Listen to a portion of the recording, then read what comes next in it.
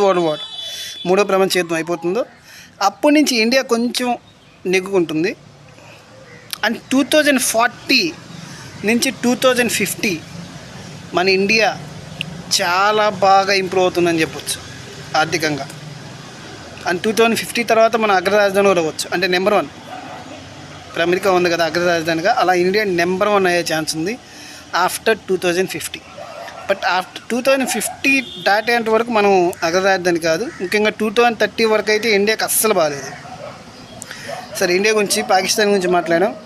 ఈ side China అయితే యుద్ధంలో న్యూట్రల్గా ఉంటుంది. పాకిస్తాన్కి సపోర్ట్ చేయడు, మనకి సపోర్ట్ చేయడు.